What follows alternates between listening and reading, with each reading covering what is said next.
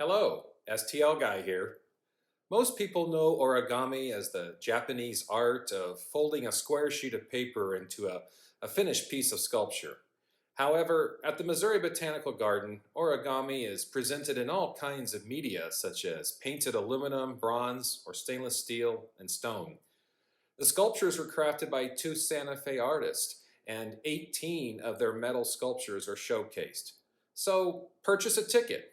Get a square shaped program like this, or scan the QR code in the corner, and bring your smartphone to take pictures. Origami in the Garden can be seen through October 2021. If you are not able to visit the Botanical Garden, then enjoy this virtual tour.